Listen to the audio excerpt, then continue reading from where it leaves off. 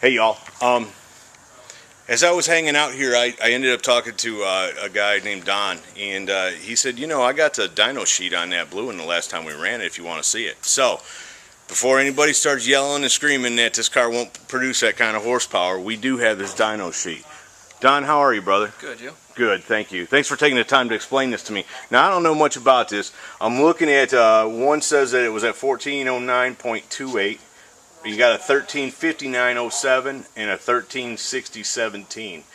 Just tell me what, if you can, in simple layman's terms, what was the difference in those runs that made the difference of, was that almost 50 horsepower? Well, the 50 horsepower can come just from traction. Oh, okay. So back run 11 versus 10, you know, those two times was probably a separate day, or earlier in the day when the car had a little bit less traction, and the 1409. You know, the tire was probably just a little bit hotter, stuck a little bit more. Got a little more. But we can't, I mean, you can tell basically how the dyno graph goes solid flat.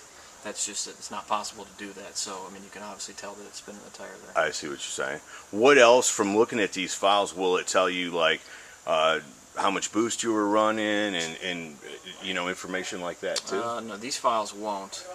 Some of these files might show torque. Right. Well, yeah, that's a good question. What kind of torque are you getting? This particular car has a problem with the RPM pickup, right? Because of the stop ignition that we run. So half the time we don't get torque readings. Yeah, there's no torque readings on these. I got you. Well, if you had to guess, what would you say? A little over 1,000 foot-pounds. Wow. And what kind? A typical street car will make about 900 foot-pounds, and this one's a little bit heavier than that, so. Right. 1,000 would be safe. Now you say a typical street car. That's not your car you're going to the grocery store in. We can drive them that way. I got you. I get you. Typically a car you build to drive on the street. Right, okay, right. okay. If you want to spend the money for the gas, which is $27 a gallon, right, you can drive wherever you want to. What kind of gas y'all run these things on? VP import or Q16. I got you. And what kind of octane is that? One is 116 and the one is 123 motor, I believe. Holy smokes. What kind of quarter mile times can you expect from numbers like this? This car, its fastest pass earlier this year, after we got it figured out with the methanol, it went 760 at 195, and then it did a 765 at 196, and it did a 767 at 195. What track were you running at? Milan Dragway. Milan, up in Michigan. Up in Michigan. So our conditions weren't ideal. Yeah, tell me what were you remember? What temperature conditions? What kind of temperature or anything you were running? The day we had a pretty probably a 20-mile-an-hour side draft wind. Oh man! It was the last track day of the year for them, so they didn't have any VHT. So we got to drag the track, but as far as the stick went, I mean there was nothing there. So right. We just kept backing down the car, and no matter what we did, we couldn't plant the power. So right. We just you know, kept pushing along. So next time when we go out in the beginning of the season, you know, right, we'll be able to. Hopefully lay down. Get a little more attention to the track. Get a little better chance of seeing what it'll do. We were pushing too just to go to the track, so we didn't spend a lot of time with the setup of the car. So right, the alignment of the car was off from being on the dyno. Right. And the car wanted to steer all over the place. So right, once we get all our ducks in a row, it'll be a little bit easier for us. Now we were talking earlier. I was telling people that you're limited almost at 1,400 horse because of the traction that can be got on the dyno. If it wasn't for that, what kind of horsepower do you think this car could produce? The way that it sits. And the amount of fuel that we use is approximately 2,100 to 2,200 horsepower. Right. So we know that we have to be making roughly something in that neighborhood because with the fuel you consume, expends the horsepower that you have. So roughly, without the tire spin, we probably make somewhere in the neighborhood of about 1,500 horsepower to the tire. Right. The transmission that we have in it is an old school TH400, and they're pretty power robbing. This particular one's pretty heavy inside, and it takes about 25%. So right.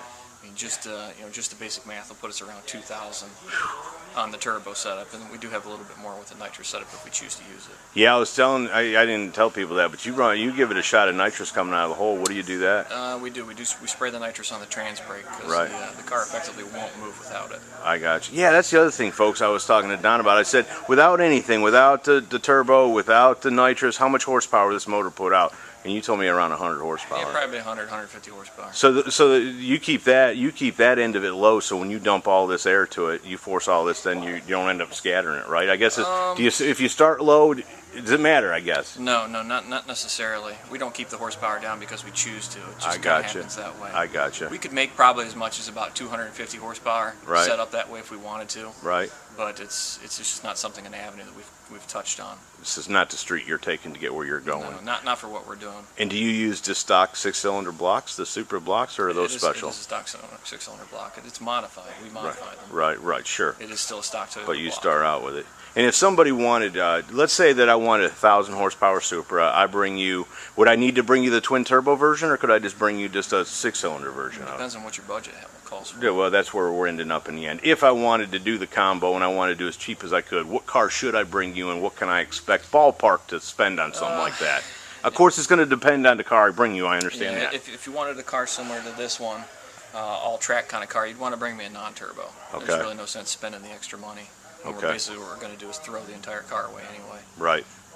If you want a street car, and you're probably best suited to just bring yourself a 6-speed car. I got you. The twin turbo or Twin turbo, okay, yeah. 6-speed. Yeah, there's no reason to not have the twin turbo version. I Motor's gotcha. much stouter than the non-turbo version. And if I wanted you to take that 6-speed twin turbo Supra and get me say 750, 800 horse, what kind of ballpark would that cost me to We'd do? probably spend about $10,000. No kidding. Yeah. Holy folks. There you go. Don's, yeah, again. What's the name of the company again? The name of the company is Accelerated Performance. And you're all in Toledo, Ohio? We're all in Toledo. We've been here for years. Yeah, awesome. Dude, I can't. So what do you think a base Supra would cost? Maybe, what would you have in one of those? Maybe 20 grand you could get a 6-speed for? To buy a 6-speed in a decent condition, you're going to have to spend about $25,000 for the chassis. Under 40 grand, you can have me into a Supra with probably 750, 800 horse. Oh, yeah, absolutely. Oh, dude, Don, I love you, man. I'm going to make a lot of money somehow, and I'm going to come back and see you. Sure, appreciate it. Brother, I appreciate you. Folks, man, I am glad I stood around for a minute and got to meet Don. Hey, he's an interesting guy. We're going to come back and talk to him some more this summer. He's promised me that we'll get some of these cars out and have fun, and I trust that he'll set that up. So I hope you've enjoyed it, and I guess I'll see you soon. Bye-bye.